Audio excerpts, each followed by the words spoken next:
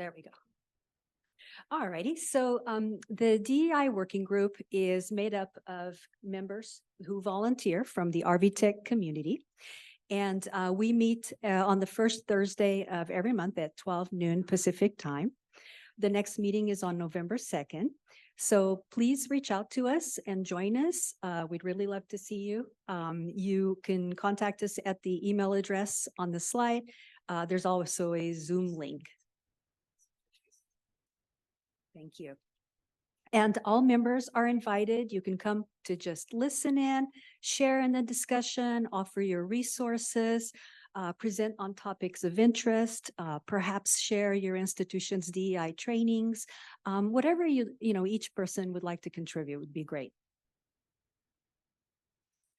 The working group started meeting back in early 2022, last year.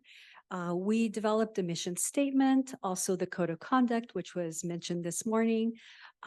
Both of those were completed and approved. And then once we were done with those, we continued talking, and we all agreed that there's real value in continuing our discussions, and we want to do that. So we've been brainstorming topics, ideas of what to do moving forward. And so to give you some examples, Gabe Matthias facilitated a great meeting inviting people to brainstorm ideas. And these are just some of the ideas that we came up with. So having more DEI awareness raising activities, for example, the privilege walk, which I'm going to talk to you a little more in just a moment, is an example of an awareness raising activity for DEI topics. We talked about potentially having educational discussions. In fact, Emily Shamadid facilitated a great group discussion recently titled How We Can Be More Welcoming and Inclusive, which was really wonderful. We also talked about inviting expert speakers to facilitate discussions and potentially offer new trainings.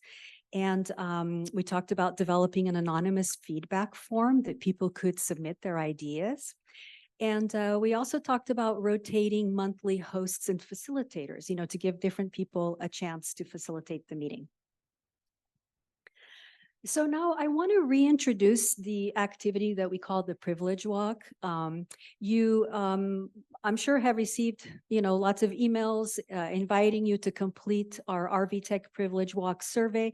I'm going to just, briefly reintroduce it here today in case you didn't get a chance to look at those. So the privilege walk is an activity that is a kind of questionnaire that people can complete either in person, in a group setting, or alone privately.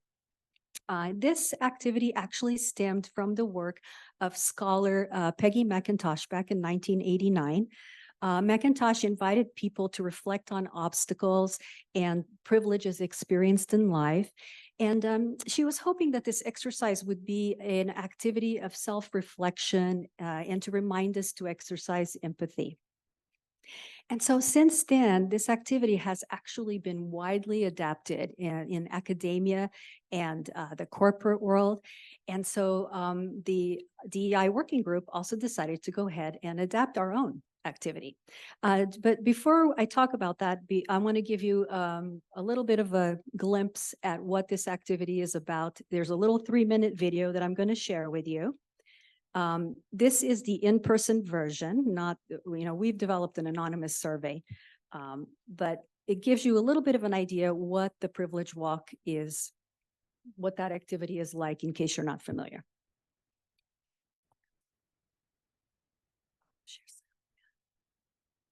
Thank you so much for being here.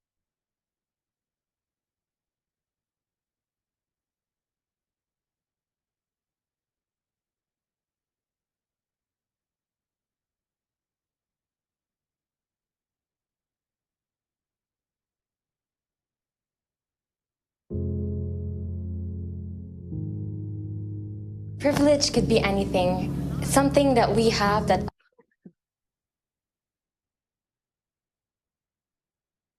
I'm not playing over there. No, that shouldn't be it. It should be into the room. others don't. It could be education.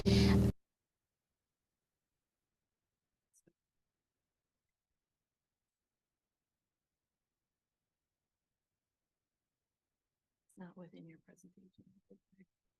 No, no. Why? Thank you.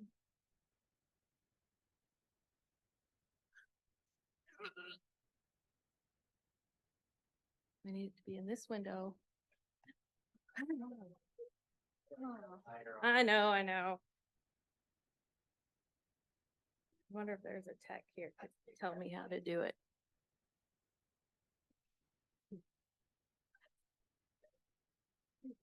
I told you not to say we were early. Okay, now the question is, can the folks online hear it? Privilege could be anything, something that we have that others don't. It could be education, food on our tables, clothes, family, friends. All of these are considered privileges.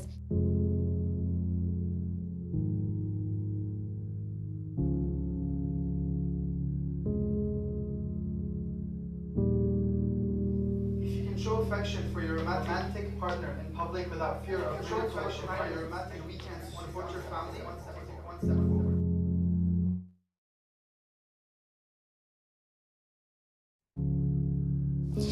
To me, privilege is having access to what other people don't necessarily have. If your parents work night and weekends to support your family, take one step back. If you can show affection for your romantic partner in public without fear of ridicule or violence, take one step forward. If you have ever been diagnosed as having a physical or mental illness, disability, take one step back. If your parents told you you could be anything you wanted, take one step forward. If you can go anywhere in the country and easily find the kinds of hair products you need that match your skin color, take one step forward. If you can legally marry the person you love, regardless of where you live, take one step forward. If you can see a doctor whenever you feel the need, take one step forward. Emotionally expressive, open, take one step forward. If you have ever been the only person of your race, gender, socioeconomic status, and get time off for your religion is your final result, take a look of the person in front of you, behind you. I expected to be a lot closer to the front. I'm white. I come from a family that's never experienced any real financial difficulties, but I knew that my sexual orientation would put me a bit closer towards the back, but I never considered it'd be that far. My gut reaction was not more of where I was, but where other people were. Like, the first person was male and Caucasian, and the last person was a visible minority. So where I was did not shock me. I think that basically no one should be judged for what they have or don't have. And I think that everyone should be taken seriously, even if they look like they have nothing. There were questions asked such as, if you had to move out of your apartment because your parents couldn't afford paying rent, take a step back, and that's, you just cross your fingers and you hope that nobody will actually take those steps. Don't let the things you want make you forget the things you have.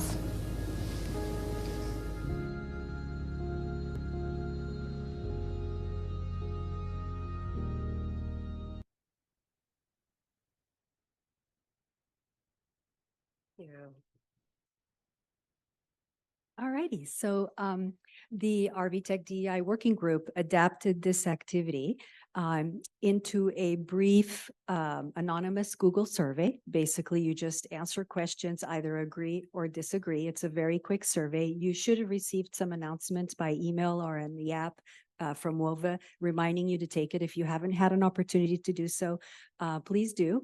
The survey will remain open until 4 p.m. today.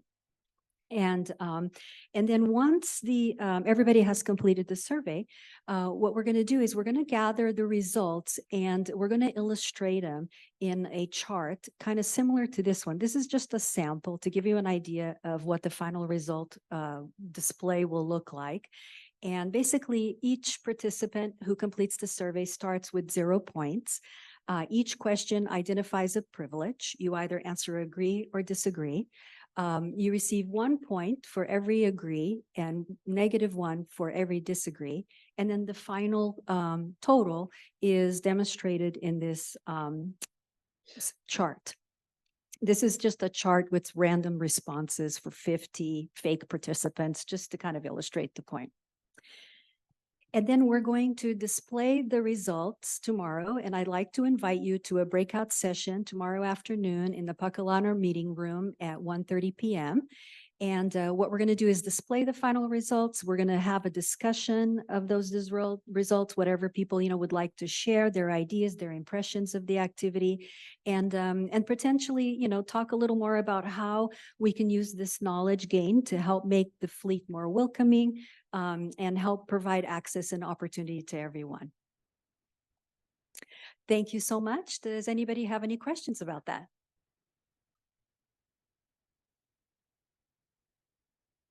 Okay. All right. Yeah. Thank you.